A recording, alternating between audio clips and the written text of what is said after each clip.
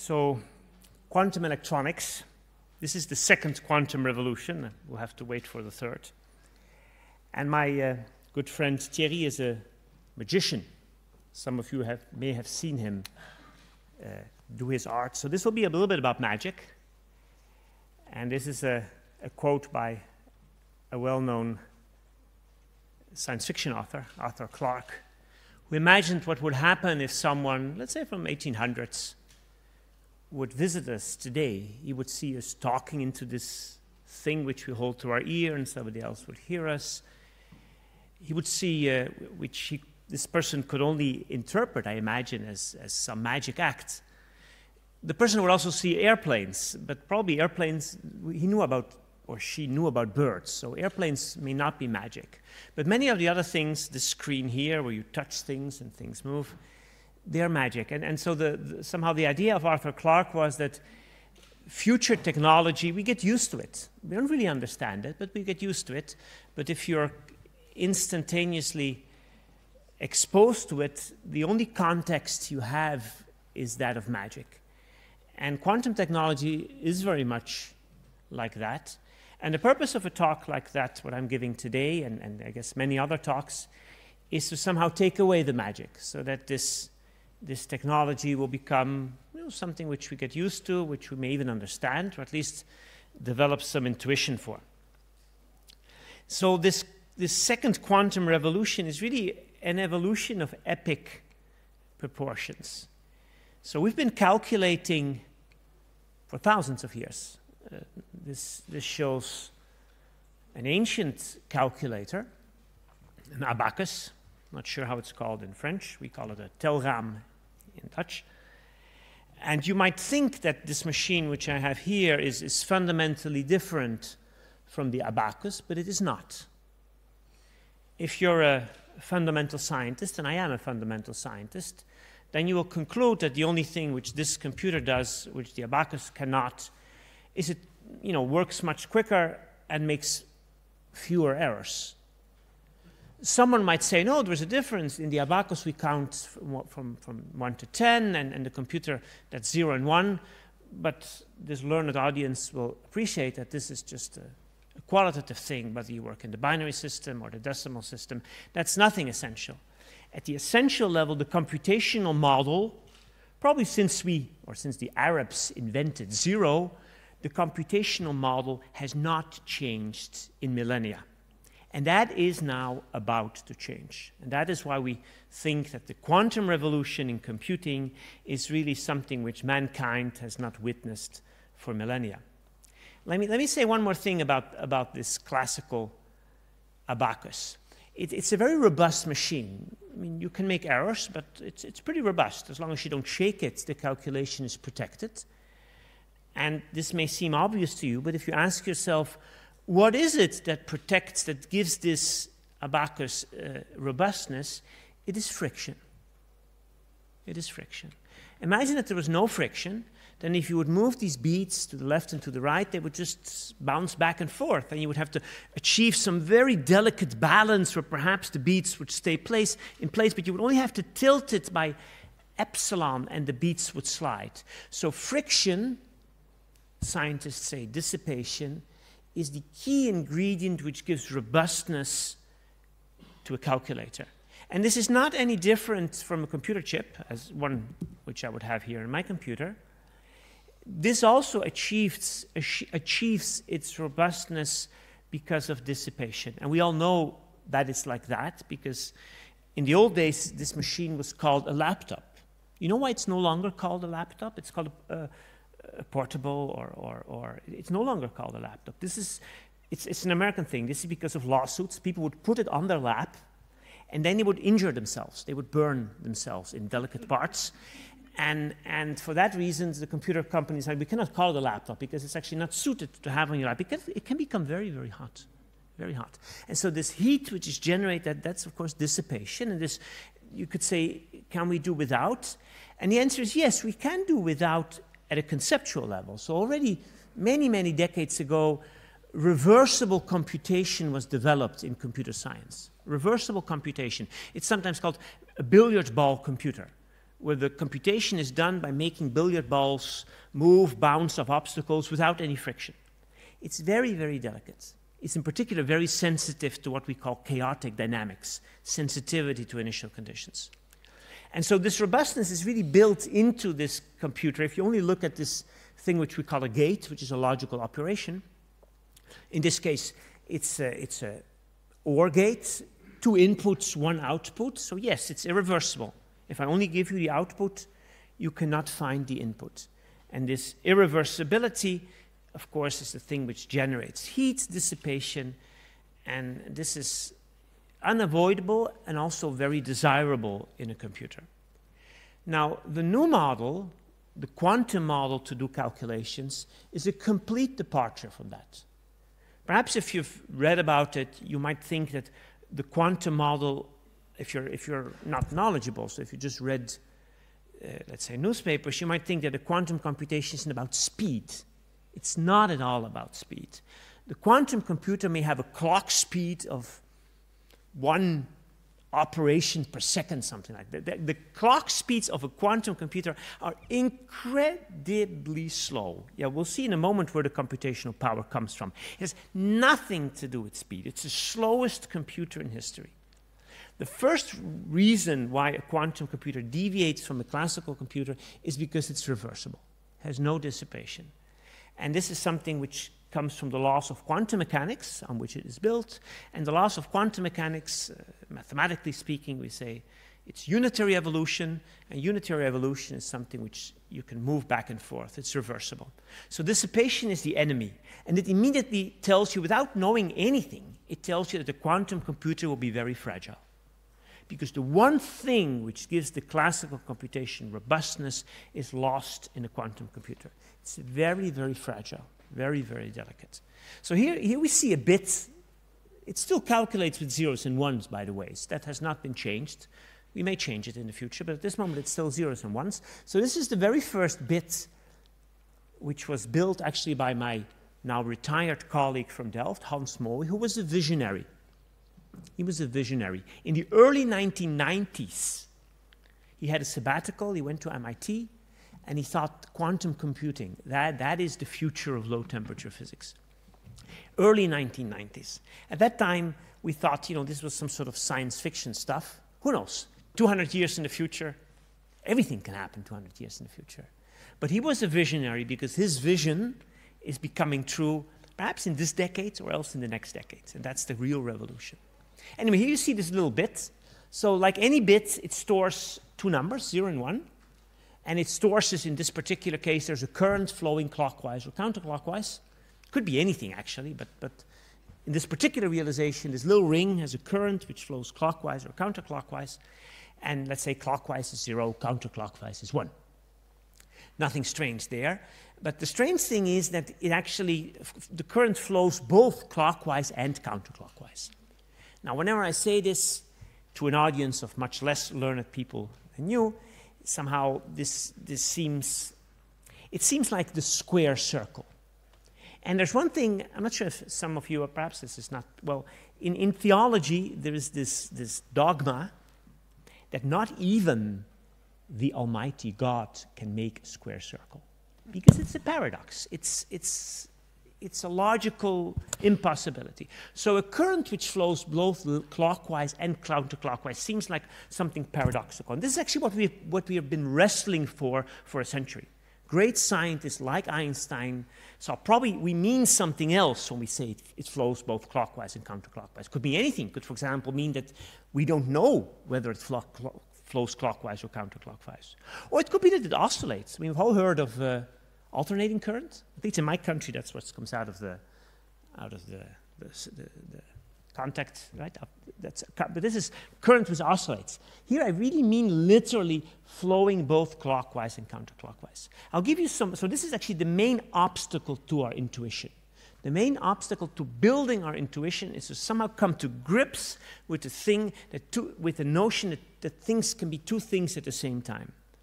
Now, this is something which actually, in trying to come to grips with this notion, we use all kinds of analogies, and we benefit from experience of humanity.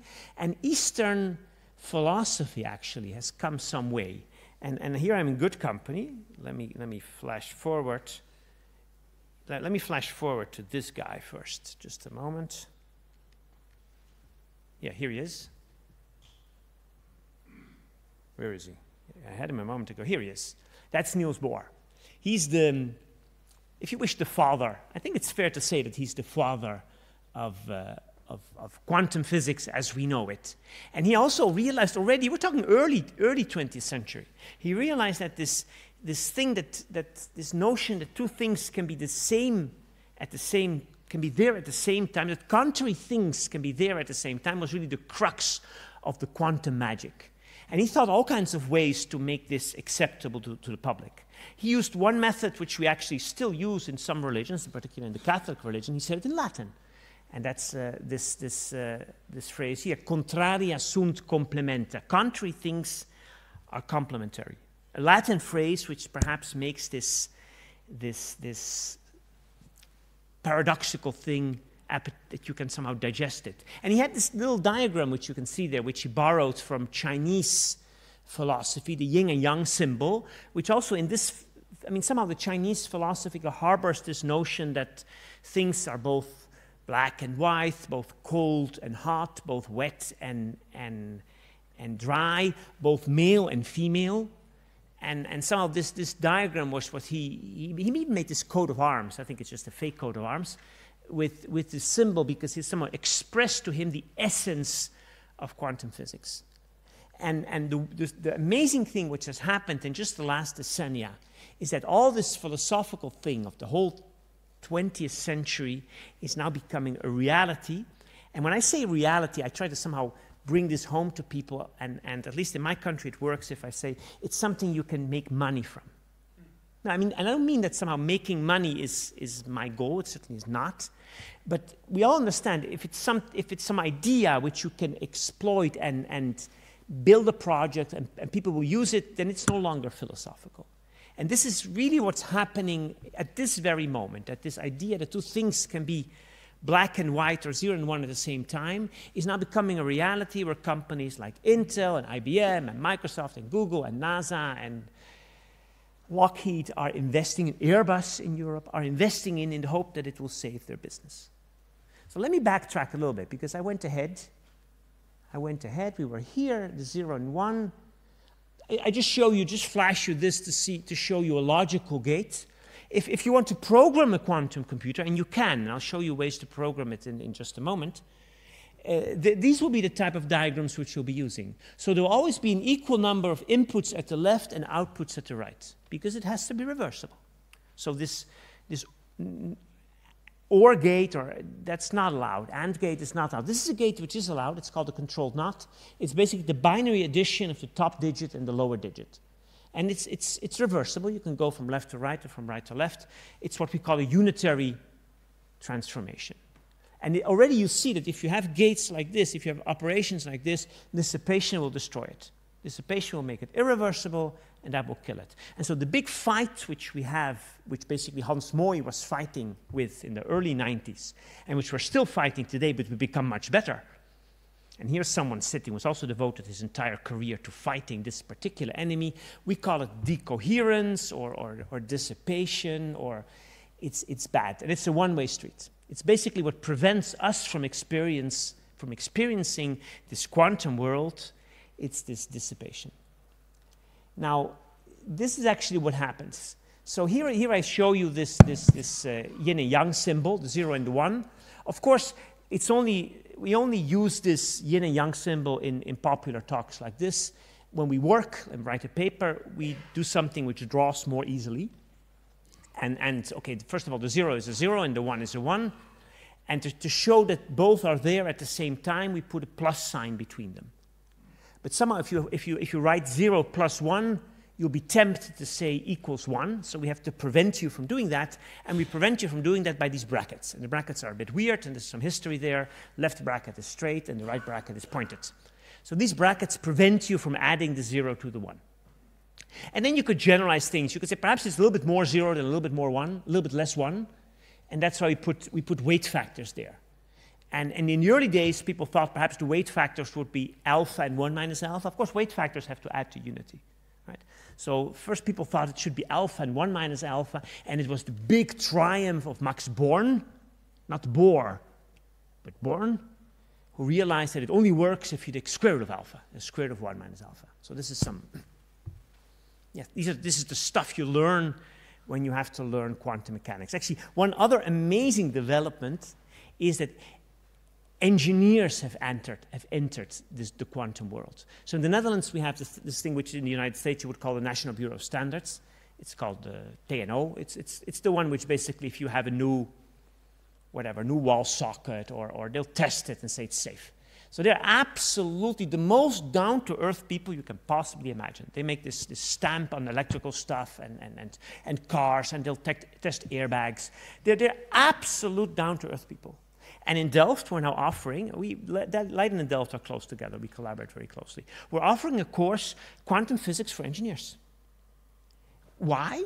Because they're building this machine. And so they have to know that they have to put square root of alpha there. Because they'll be doing all the calculations, and if you put alpha instead of square root of alpha, everything's wrong. So they have to know this stuff. There's lots of other stuff which I learned, but I learned quantum physics, which they do not have to learn. That's why we can teach them quantum physics in just a month. One of the things, for example, which, I grew up with quantum physics, and I'm sure most of you who have learned quantum physics grew up with things like hydrogen atom, differential equations, Laguerre polynomials. Oh my goodness, this is gone. This is completely gone. No differential equations, not even Schrödinger equations. Schrödinger, this hero, he's kind of gone. He's there, but we don't teach Schrödinger to our engineers. We teach them this little rule, and we teach them how to manipulate these things. We teach them about matrices. That's very important. But they know about matrices because linear algebra is something which they know. So they can learn everything they need to know in just a couple of weeks. And then they can be productive. And in fact, this is just a curiosity, but this is why when Intel, the big semiconductor giant, was looking for a lab to build the first quantum computer, they came to Delft. Because at this moment, it's still the only lab where engineers are in the lab, not as the persons who fix the fridge, but as the persons who actually do the science. And this is kind of unique. But I'm sure this will blossom, and we'll have it everywhere. This is really an aside, but I'm hoping for one more revolution. Let me tell you one revolution which I hope, and perhaps I will be back here in a couple of years for another session like this. And this is that quantum will take over medical school. Because see, this is one, probably we're a very diverse audience, probably there are also doctors here, but this is one area where they look down on physicists. My son is a physicist working in a hospital, and they look down on him. And if we find that the brain actually uses entanglement and quantum to function, then doctors, psychiatrists, imagine that some psychological disorder means that your brain is entangled. You have to disentangle it. It means that psychiatrists will have to learn quantum mechanics. So we'll be teaching them. Of course, we'll be generous. We'll be teaching them. We teach pre-meds already, but we learn them like hydrodynamics. We'll be teaching them quantum physics. And this will be the ultimate triumph. We're already there where the engineers are. I hope that I'll witness that we'll be there. Okay, but this is the future. Quantum has not yet taken over the brain, but it has taken over computer science. Okay, so this is this weird thing, and now you say this is this paradox. So I give you this little ring, and I says it's both left and right turning. And you say, okay, let me look at the square circle. Please, Lord, show me the square circle. You know how it goes? This is actually always like that with miracles. Miracles are wonderful, but the moment you look at the miracle, it's gone. And in fact, that's what happens. So if you try to look, you'll find that yes, with some probability, that's this number alpha, the current will flow to the right, and with some probability 1 minus alpha, it will flow to the left. This seems such an immense cheat. You say, okay, so how can you do anything useful with that? This is like, I can also do magic tricks. I can do magic tricks. So here I have this remote. And now it's actually in Thierry's pocket. And now, here it's back. Right, it's back. You say, what a trick is this, right? All the tricky part here, you're not allowed to look. So the quantum computer is a computer you're not allowed to look how it does its magic. You're allowed to put something in, and you're allowed to wait, and something will come out. But if you try to see how it does it, then it stops. And this, of course, also tells you the difficulty, because when I say, we physicists have a habit of saying, I'm looking at it. But this is not anthropomorphic. I mean, anything. It could be a ray of, it could be that the sun looks at it through a ray of light. So when we say something is observing it and destroying the, in this case we call it quantum superposition, this need not be a human being, it could be anything. And so you have to shield this quantum computer from anything which is outside, particularly you have to cool it down, make it incredibly cold, shield it from vibrations, shield it from radiation, shield it from everything. So yes, it is a very, very big machine, very well shielded, so that nobody can watch it do its magic. So that's the weird thing about quantum magic. It's magic, but you're not allowed to watch. Okay. So we had this person. Let me just summarize the first few things which I told you now. So this is the yin and yang of quantum physics. Contrary complementary things can coexist. 0 and 1, left turning, right turning can coexist. If you watch, it's gone. You'll see just one of the two possibilities. This was known to Bohr. In fact, he invented it. And now comes the new thing. You can actually calculate with this. You can do computations exploiting this quantum superposition. That's something which is also not very, it's something from the last century. It was discovered around the 1990s. I'll tell you a little bit of this early history. So let me first just flash. Will I flash this? Yeah, let me flash one summary of how the quantum computer does it, just in words, and then I'll give you some more equations in a moment. So this, of course, is just an artist's impression of computational pathways. You know, if we do a calculation, typically, you have to do lots of stuff for a calculation. For example, there's this thing which I learned as a school. I think in English it's called long division. Do they still teach that in French schools? In Dutch schools, they don't. My children do not learn long division. Do they teach long division here? They don't, right? Okay, so long division is a technique by dividing two numbers if you don't have a calculator, which we did not have when I was at school. And there's lots of stuff you have to do. You have to divide, you have to subtract, you have to multiply. It's a whole scheme.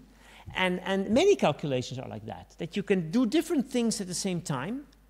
And that's these computational pathways. So you put something in, something comes out, but intermediate steps, there are many in parallel.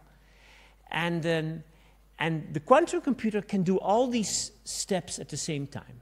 Now, this is a notion, I mean, that you can speed up calculations in this way. It's very common. This particular computer which I have here is nothing particularly fancy, but I think it has like 4 cores, meaning 4 computational units.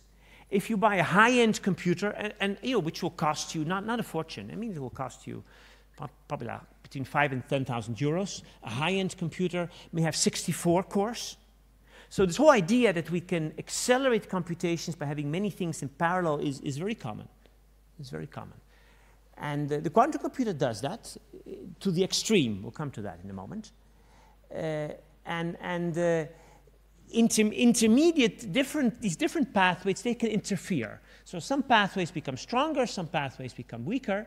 And at the end of the day, you hope that only one path, that only one thing comes out, because I see this mess of light and dark. I cannot make any sense of this. At the end, I hope to get one number, if it's a calculation. For example, if I'm dividing two numbers, I want to know what's the division. And sometimes this works, and sometimes this does not work. So actually, the big intellectual challenge in using a quantum computer, there's an intellectual challenge in building it. But the big intellectual challenge in using it is to design this interference such that at the end there's one answer.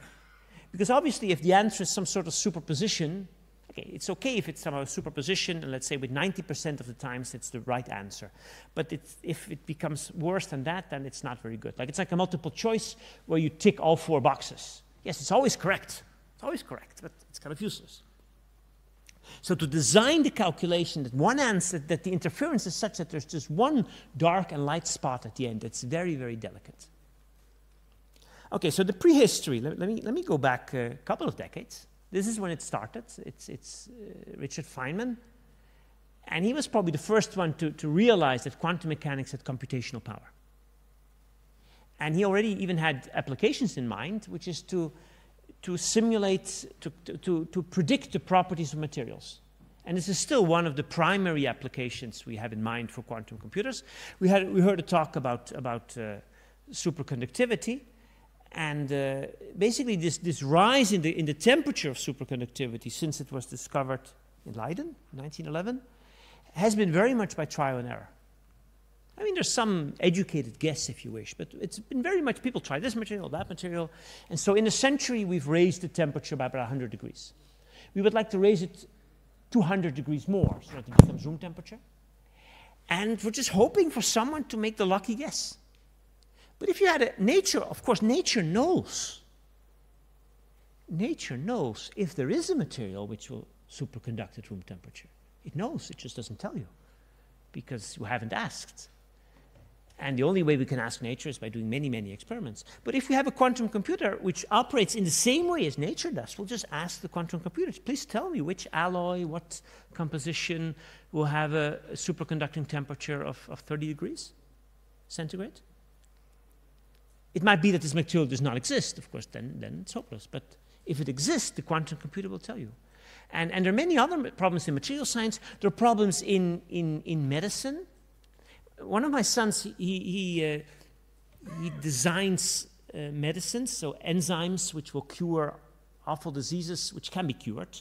I mean, there are diseases which probably cannot be cured, but some diseases, it's just a matter of finding the right medicine. And these are like experiments which he does, which will be like 3 or 4 weeks. And then he has, a microgram of something, and then it either works, typically it does not work, throws it away, another 3 or 4 weeks. And he's been doing it then years and years and years for his PhD. He's almost done.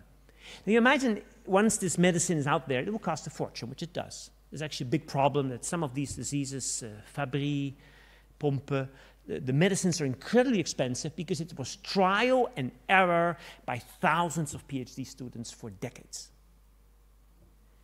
With a quantum computer, you could just calculate it. You could just calculate, this is the particular disease, I need an enzyme which does this, please tell me which it is.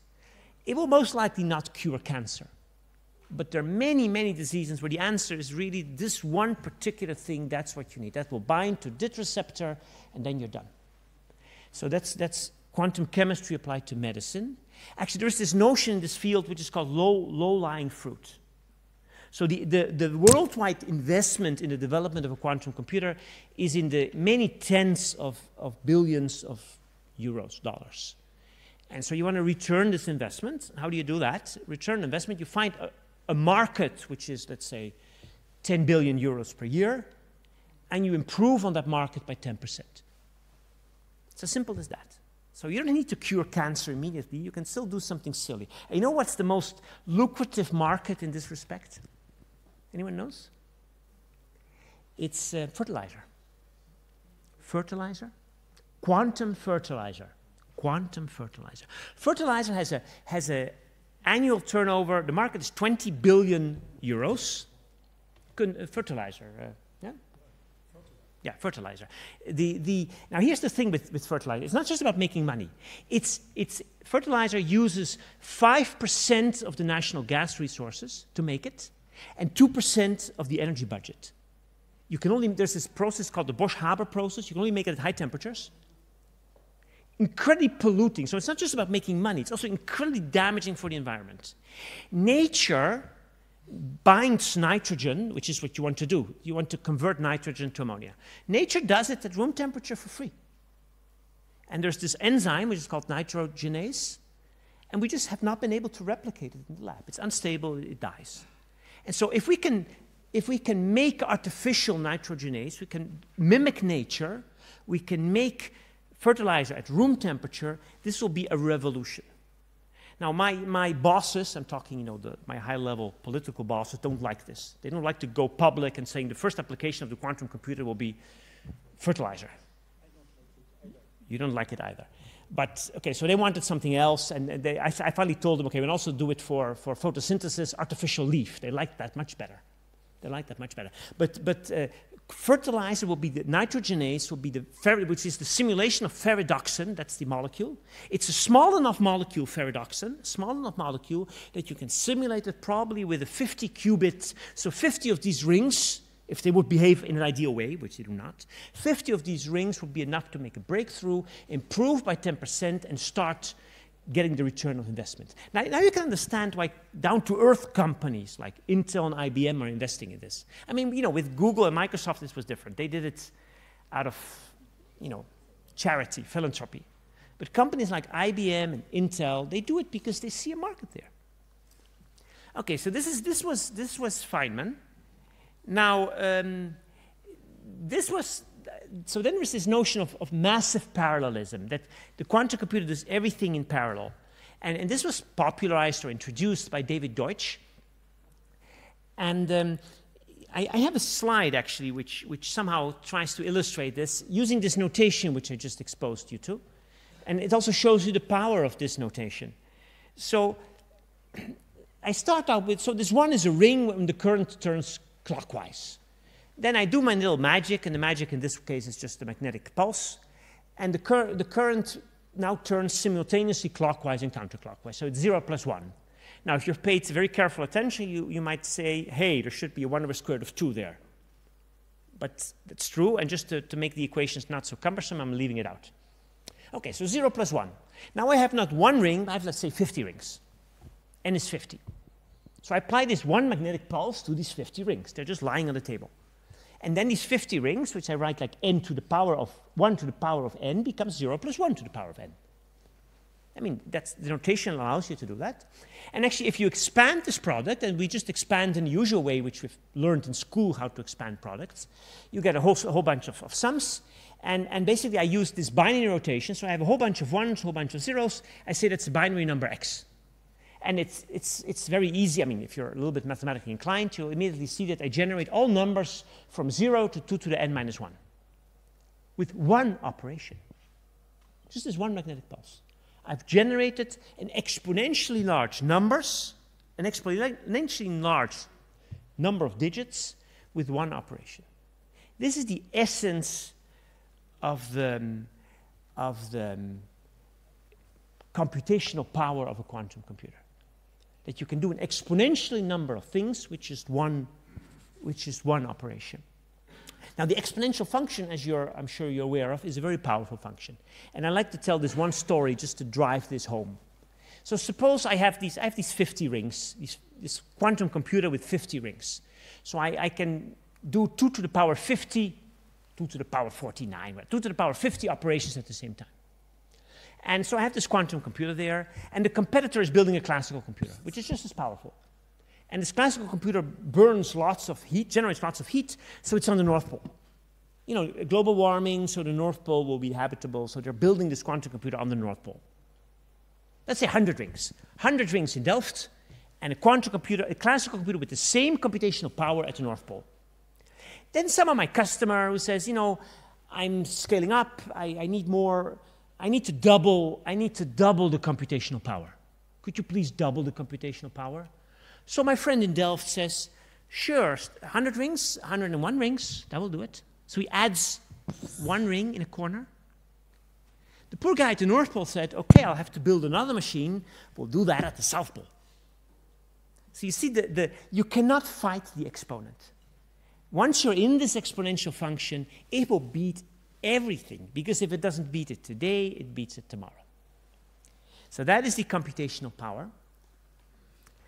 And now, of course, you could, if you're a critical person, and we're all critical persons here, you would say, okay, this is actually kind of a trick, because I have all these exponentially large numbers, but if I watch, if I look, I see only one number.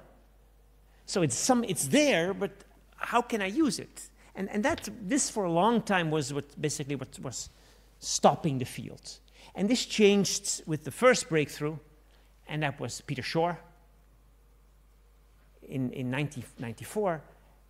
And he found one way to actually do something with this massive parallelism, which is, it's an application which perhaps seems as silly as fertilizer, but actually it's a bit more, well, fertilizer is also ubiquitous, but it's factoring numbers. Factoring numbers, like, like 49 is 7 times 7. And this is kind of not very easy. If the number is very, very, very, very, very, very, very big, and you really a string of numbers which goes like from here to there, then your computer may take years to factor it. And a quantum computer can do it quickly.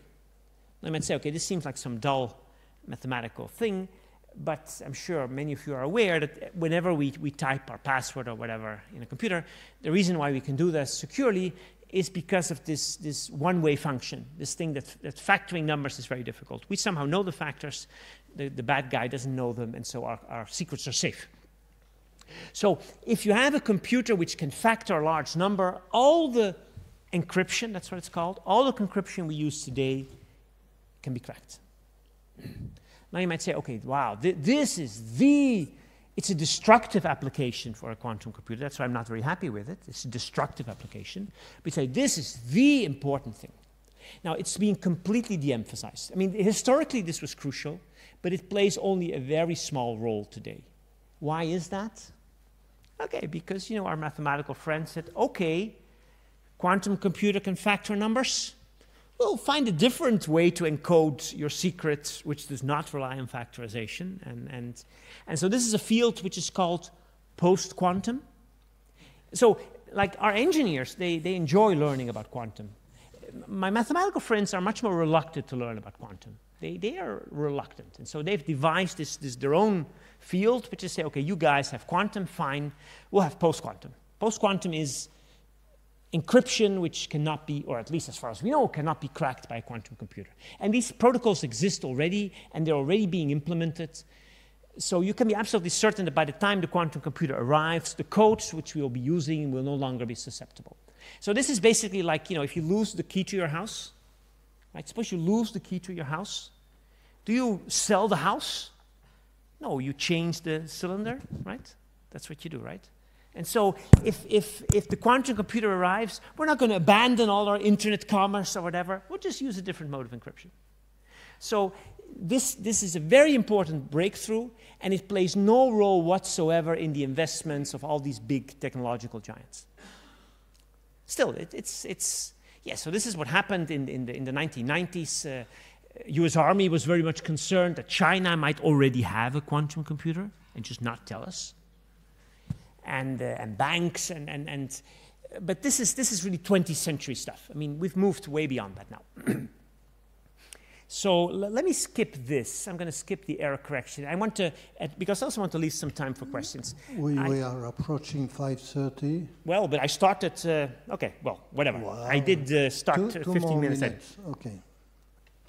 2 more minutes? How many slides? I mean, you used 10 minutes of my time. That's not very nice, Thierry. Okay, well, no, that's not very nice. You used 10 minutes of my time. That's not very good. Okay. Well, okay, so I skip this, and I'll conclude. I'll conclude with this thing here. So this happened last week. Some of you were there in Leiden, in Amsterdam, excuse me. So Europe has also realized this. We've waken up. We may already be too late. That this revolution is here. It's upon us. The revolution is upon us. And so we have to invest. Otherwise, people only come to Europe for the food and the culture. And so we want our own first frappe. We want our own quantum computer. And they're investing $1 billion to cross what they call the valley of death. The valley of death is this. We scientists know how to make the quantum computer. We know how to do it.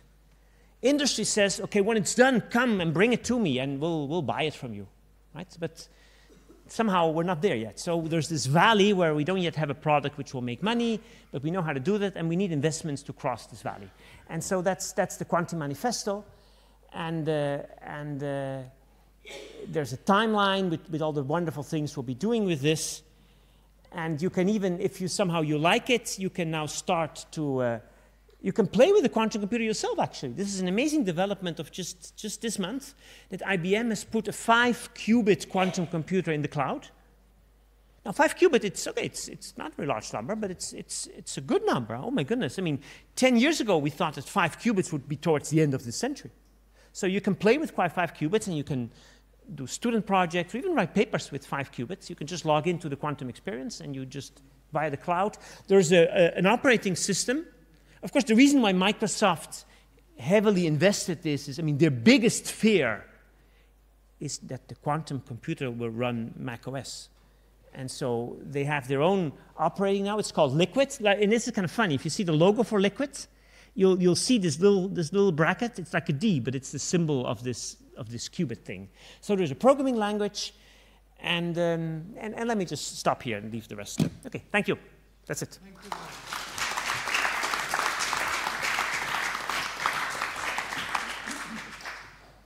Questions? Oui, madame, s'il vous plaît.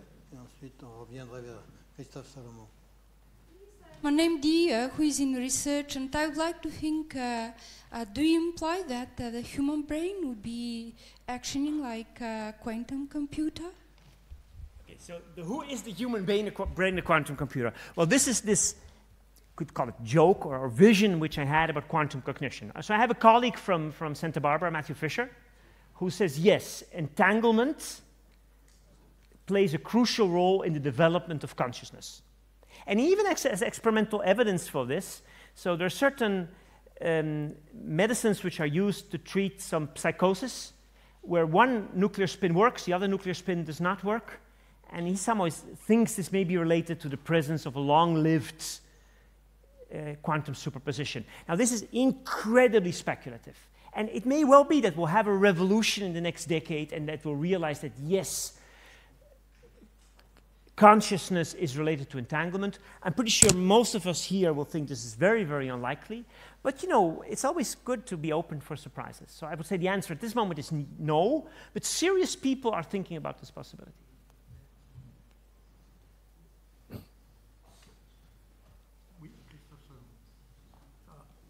What does the Microsoft quantum simulator do, actually? Well, what does it do? It's a simulator. Yes. It's a programming language. So if you have this IBM thing in the cloud just gives you 5 qubits. And now you say, okay, let me program. I want some high-level language by which I, for example, program this Shor algorithm. Now the basic building blocks are these little gates, these little things like the C0. And so, of course, there are rules. There are different rules than you would use for a classical computer. So it's a high-level programming language which has basic building blocks. Probably just use a mouse to click on them. And you can use this to program, for example, this 5-qubit quantum computer of IBM. So it's a programming language. But you mentioned quantum simulator for Microsoft. Okay, they say programming. So you've made your okay, it's Microsoft, right? So you go to their site, you program this thing, and you say, I'm going to test it. Please give me a quantum computer. They say, well, we don't have a quantum computer, but we can pretend we have one. So that's why it's called simulator. You know, with 5 qubits, yes, you can pretend you have a quantum computer. With 100 qubits, you cannot.